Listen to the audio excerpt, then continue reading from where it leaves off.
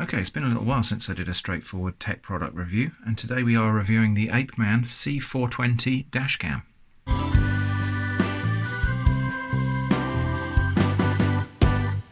I've spared all expense and decided to get myself a dashcam. I paid £25 for this on Amazon, but the reviews were pretty good for it. Now, assuming that they're all earnest and straightforward reviews, I'm hoping this is going to be just a bit of a diamond in the rough. Anyway, let's open the box and see what we've actually got for our money in here. So, we've got a thank you card from Amazon.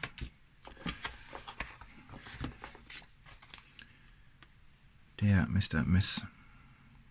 There's a thank you card from the manufacturer. There's a user manual in several languages.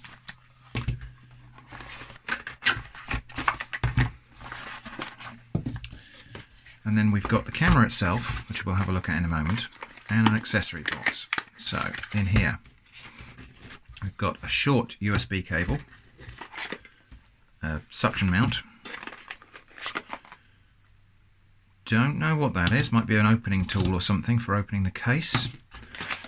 A long USB cable with an in-car 12-volt adapter. That's good, it's got a USB pass-through as well, that's handy. Good, okay, and a tiny bag containing, well, that's like a SIM ejection tool, but I presume that's useful for something. So, let's have a look at the camera itself.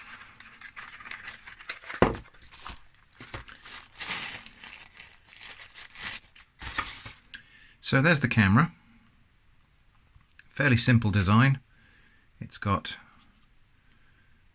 what, a 2-inch screen, something like that. It looks quite similar to some of those cheap budget action cams I've seen. So yeah, okay, so next thing to do is I'm going to read the manual and then we are going to give this a little try out. Okay, I guess while we're here we should have a look around the thing. So on the front we've got obviously the lens, and then there's a little speaker there. On this side we've got 4 buttons, and they are up and down, menu, and OK and power. On the top there's the mounting slot and a micro USB. On this side there's a microphone hole and a reset hole, don't get those two mixed up, SD card slot, and then there's a jack plug there for a rear camera. On the bottom there's a little grill there, which you might think would be a speaker, but it doesn't seem to be because that's the speaker there, so I presume that's maybe a cooling vent or something like that. And then on the back, just obviously the screen and a little indicator LED and the logo. So we're going to go and install this in the car, and I think I'll probably leave the settings completely on defaults for now, and we'll see what we get from that. If there's anything in this video that I don't explain, or that you've got questions about, then do feel free to ask in the comments. If I can, I'll answer in the comments. If the question turns out to be quite a big one, I might make a follow-up video. Okay, so I've mounted this in my car. I'm going to say I didn't make a masterful job of stuffing the cables down the side there, but I've done my best. That's in fact what this tool is for, of course, is for stuffing cables behind bits of trim. And it worked pretty well. It's nice and robust. Anyway, so I've mounted the camera over that side, actually to the left of my rear view mirror, because in my Toyota Aygo there's not a heck of a lot of windscreen. I don't really want to fill this up with more obstructions. I don't need to see the screen all the time, so I've put the dash cam over there. It's going to see through a portion of the windscreen, which is covered by the wipers anyway, so hopefully that'll be okay. So let's fire it up and see what happens. So when I just turn the ignition on, there's a short delay, and then the camera powers up, and it begins recording immediately. Right, let's take it for a spin and see what we get.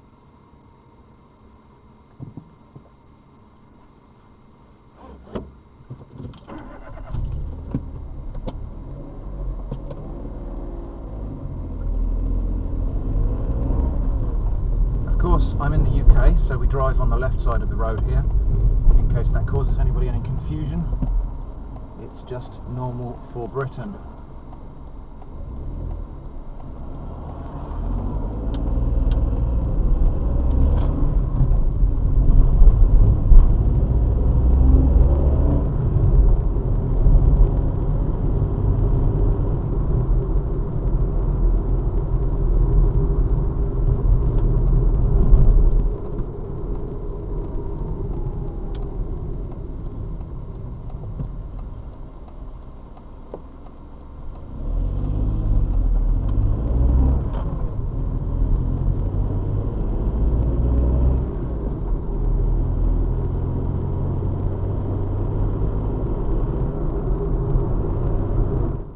So I've been using this dash cam for about a week now, and I'm just going to show you some of the footage that we got from it. All in all, it did pretty well in a variety of different lighting conditions. The footage that it captures is genuine 1080p. Obviously for this price it's not going to shoot movie quality footage out of your windscreen. I did have problems when I was driving into direct sunlight. That's more of an artifact of my car and windscreen than it is of the camera itself.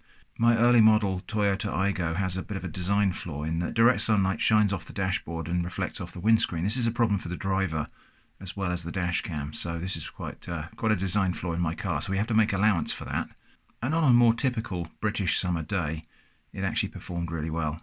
The only real problem I would say I had with this camera was that the bracket that mounts it has got a little bit of flex in it and could do with being a bit more rigid, and as a result, even when this is tightened up as far as it can go, the camera will tend to vibrate a little bit when you go over bumps. You can see that in the footage I'm showing you now.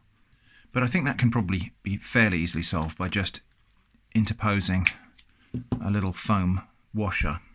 So we'll have a quick look through the menus. There's really nothing very exciting in there, but there are a variety of options for turning off timestamps, setting date and time, setting the modes and various different other features. It's fairly basic. There are really only 2 menus, but it does what it needs to. So in summary, was this worth it? I would say yes, actually. £25 for a basic dash cam. It's not going to show me every single tiny little detail in the scene. However, what I bought this for was chiefly to be able to establish my right or wrong in the case of an accident. So if I go through a green light and a car comes into the side of me, this camera will show what really happened.